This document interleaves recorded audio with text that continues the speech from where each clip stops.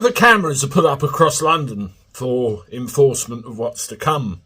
Whenever cameras are put up in quiet, peaceful cul-de-sacs where the air quality is good, they're getting ripped down at quite a fast rate, and we know who by.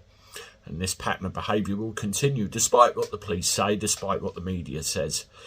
You have to wonder, how much is this costing TfL to put up new ones? Well, somebody wrote in and asked, and I've got the answer right here.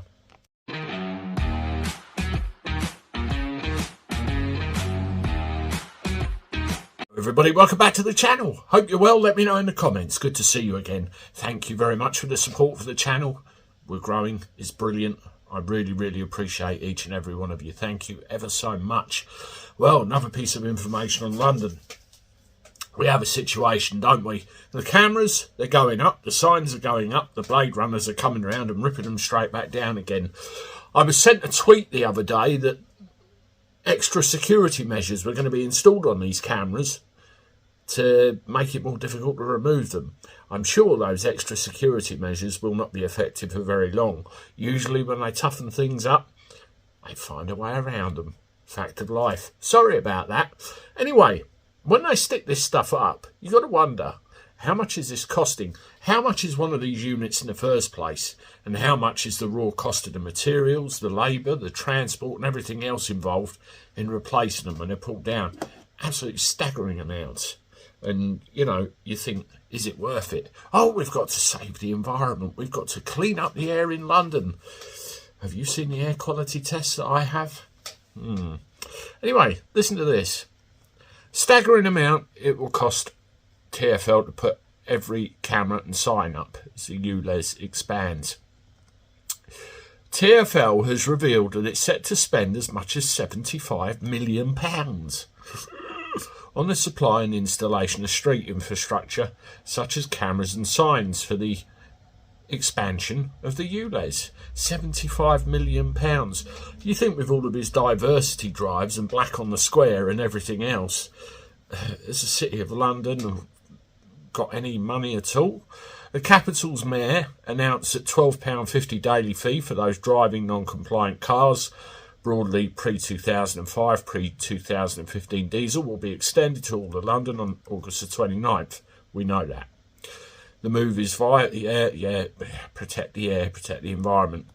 Responding to a Freedom of Information request from a member of the public, a spokesman for TfL revealed that the scheme comes with a hefty price tag. A question to the authority read, how much have these new cameras and signage cost? Please include the material costs of the cameras and the signage and also the labour costs to erect. An official replied, the current estimate total cost to supply and install on-street infrastructure, i.e. cameras and signs for the London-wide ULEZ scheme, is in the range of £60 to £75 million. 15 million quid's a hell of a bracket between those two, isn't it? TfL told My London that the authority has spent around £5 million already on ordering and installing new signs alone earlier this month. And, you know, the costs are going up. Despite Director of Transport Strategy confirmed that the expansion was good to go, despite bosses planning to install nearly 1,000 more ANPR cameras on top of the 1,800 already in place. They're just chucking everything at it.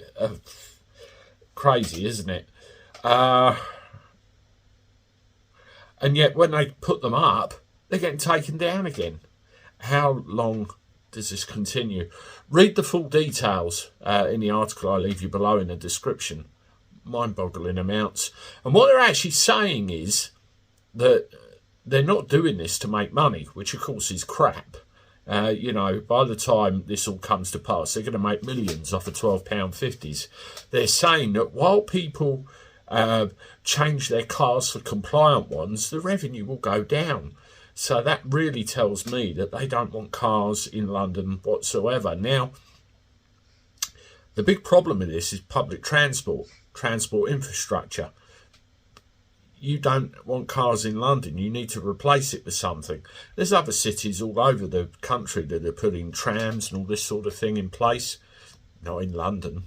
It's nowhere near suitable enough. I think it's gone a bit wrong, don't you? Let me know what you think in the comments. I'm off. I'll see you shortly with one more. Toodaloo.